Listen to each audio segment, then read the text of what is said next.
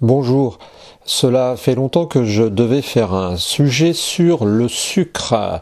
Le sucre, oui, c'est un sujet très important à plusieurs égards, que ce soit dans l'attachement psychologique qu'on y accorde, que ce soit dans l'histoire, que ce soit aussi dans la médecine. Alors on va essayer de reprendre les choses dans l'ordre, s'il y a un ordre, si tant est qu'il y ait un ordre.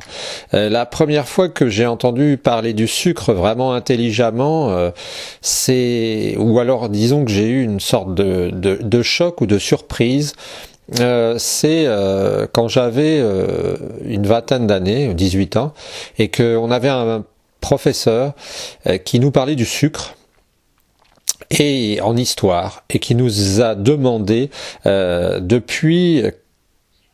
qui nous a demandé comment on sucrait avant. Et je ne m'étais jamais posé la question parce que j'avais toujours considéré le sucre comme une sorte d'aliment indispensable, éternel. Et en fait, cette personne nous a dit qu'avant, il y a très longtemps, au Moyen-Âge, entre autres, on sucrait quand on avait l'occasion de manger du sucre, ou l'équivalent, on sucrait avec, bien entendu, du miel. Alors tout le monde n'avait sans doute pas de miel, c'était peut-être un mets de choix, mais c'était comme ça. Et ce qu'il faut savoir, c'est que, indépendamment du fait que le sucre soit une denrée, on va dire, qui n'est pas bonne pour la santé, il faut faire le parallèle avec l'histoire et expliquer. Vous allez voir qu'il y a beaucoup de choses qui correspondent là-dedans, comme une sorte de... L'histoire du sucre, c'est un peu une sorte d'écho. Hein, comme vous savez, on dit que les choses ont une vibration. Bien, l'histoire du sucre est collée au sucre, hein, c'est-à-dire que, eh bien, on va voir qu'il y a une sorte de correspondance entre cet aliment et puis son histoire, hein, les conséquences, les conséquences de son histoire. Alors, le sucre donc a été popularisé à l'époque de la canne à sucre, quand les marchands se sont aperçus, quand on a découvert le Nouveau Monde, et qu'on s'est aperçu qu'on a utilisé la canne à sucre et qu'on s'est aperçu que ça permettait d'obtenir un aliment, alors je ne sais pas si c'est vraiment un aliment le sucre, hein, disons, qui permettait d'agrémenter les plats, qui permettait de donner du goût. Et cet élément, on va pas dire aliment, cet élément, il avait un avantage énorme, c'est qu'il était très addictif. Hein, c'est-à-dire que on ne sait pas pourquoi, mais on a fait des études. Alors à l'époque on n'avait pas fait ces études, mais maintenant on le sait. Vous pouvez voir sur internet malheureusement un malheureux petit rat qui a, alors je sais pas pourquoi il a dans le dos une sorte de tube, ça doit être pour lui injecter sans arrêt des doses d'héroïne, hein, on l'a rendu héroïnomane.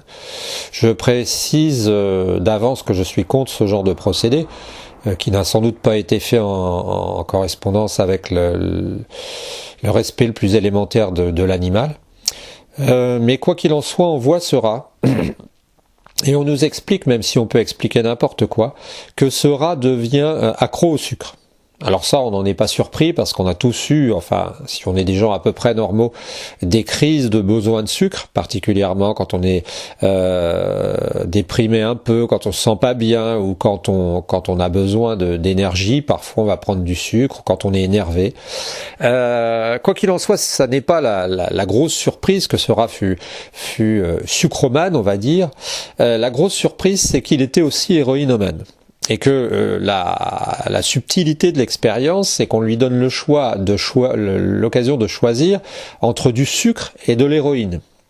Alors on se doute bien que l'héroïne, quand même, c'est un produit qui a une grosse... un gros taux d'attachement, hein. Et en fait, d'après ce qui est montré dans cette étude, hein, parce que ça, est-ce que c'est vraiment vrai, mais je pense que c'est quand même assez réel, eh bien le rat se dirige très souvent, voire systématiquement, vers le sucre. Donc quel est l'enseignement de ce produit, cette expérience?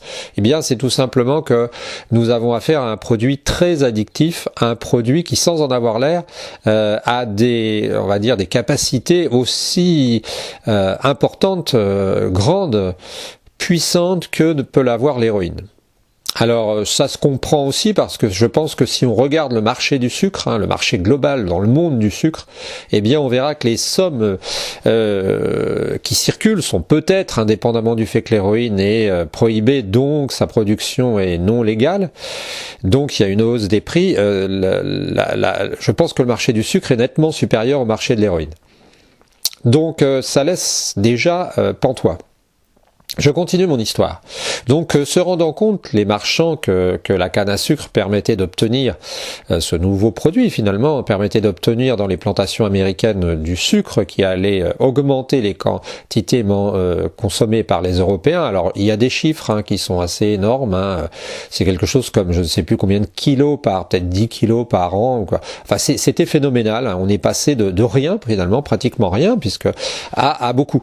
Et ce qui est alors incroyable, c'est que cette affaire de sucre a quand même, avec d'autres produits, déterminé une catastrophe mondiale, enfin, qui a été l'esclavage en gros. En exagérant un peu, le sucre a été responsable, lui aussi, de l'esclavage. Pourquoi ? Bien parce que quand on a bien vu qu'on pouvait avoir des plantations où on faisait pousser des plantes qui donnaient du sucre, des plantations, je rappelle, qui sont la canne à sucre, c'est quelque chose de très difficile à exploiter. Ça, c'est dur à ramasser, c'est ingrat. Eh bien, on a fait appel, bien entendu, à des esclaves, puisqu'on avait tué tous les autochtones, et puis eh bien c'est mis en place le système de l'esclavage. Alors c'est un peu raccourci de dire sucre égale esclavage, mais ça n'est pas complètement faux non plus. Ce qui s'est passé aussi, c'est que ça n'aurait pas pu exister si les bons pères de famille, comme moi, comme beaucoup d'amis, comme vous, eh bien n'avaient pas investi dans ces systèmes, dans ces montages, parce que, je le dirais, je parlerai de la distance. Avec la distance, on ne savait pas complètement ce qu'on faisait, mais ils se sont créés aussi des compagnies qui, finalement, je vais pas dire vendaient des esclaves, mais administraient des esclaves, administraient des plantations, et tout un chacun pouvait y souscrire. Alors c'est vrai qu'on n'avait pas les mains sales parce que on signait un papier, mais les gens qui, comme je le disais, je ne sais plus quel livre, les gens qui finalement bien avaient un comportement vertueux dans la vie, qui aimaient leurs enfants, leurs neveux, qui donnaient peut-être la pièce à un petit mendiant dans la rue, eh bien cautionnaient d'horribles finalement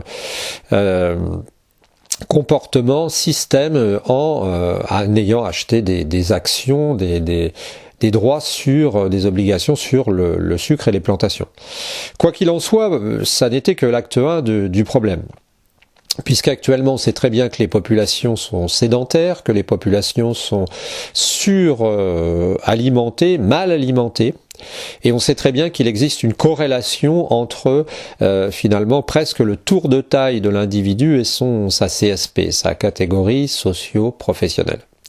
Ça veut dire quoi ? Ça veut dire tout simplement que nos adultes, nos enfants mangent trop de sucre et trop de gras. Alors, le gras, je ne m'y attaquerai pas, je parlerai du sucre. Le drame dans le sucre, bien entendu, c'est qu'il n'est pas seulement apparent. Ça n'est pas seulement le sucre qui est saupoudré sur un gâteau, sucre glace, ça n'est pas seulement le sucre carré, la pierre de sucre que vous allez mettre dans votre tasse de café ou de thé.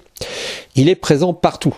Il faut le savoir, il est présent dans plein de domaines et il est fort addictif. Donc, on va le mettre partout. Il est présent aussi même dans les sauces. Une sauce tomate peut avoir du sucre, etc., etc.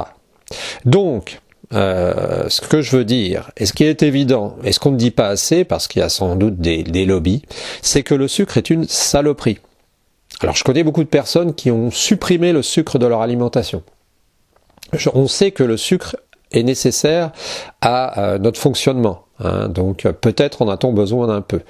Seulement le problème, c'est que on surconsomme du sucre. Et je vous assure que quand vous voyez la liste des saloperies que vous attrapez quand vous prenez du sucre, c'est presque aussi dangereux que de fumer.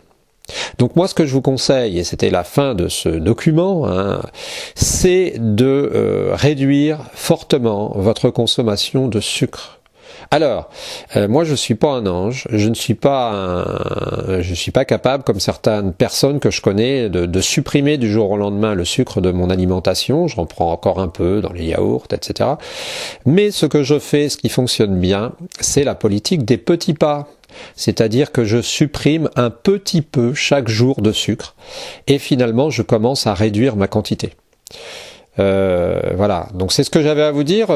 Intéressant parallèle de l'histoire, hein, esclavage, sucre, et puis parallèle aussi avec la santé. Alors on voit aussi, le sucre maintenant n'est plus que du sucre de canne, on n'a plus d'esclavage au sens propre, mais il y a aussi bien des formes de marché, de trafic, qu'on le voit dans le film avec le sucre, hein, le sucre, cet excellent film avec Depardieu, avec Carmé, je crois avec Piccoli, ressortez-le, vous verrez ce moment où Piccoli dit le sucre, qu'est-ce qu'il dit?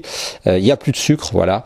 Et où amusez-vous quand à un moment tout le monde commence à jouer sur le sucre et puis après à un moment le chef je crois qu'il prend une poignée de sucre dans sa main et il dit il y a plus de sucre, voilà, il y a plus de sucre. Donc c'est un peu ça. Donc c'était un point sur le sucre. Vous pouvez vous abonner, vous pouvez mettre un pouce pour nous référencer plus sérieusement, nous aider pour nous permettre d'avoir plus de matériel, et puis aussi donner vos commentaires. Je vous souhaite une bonne journée.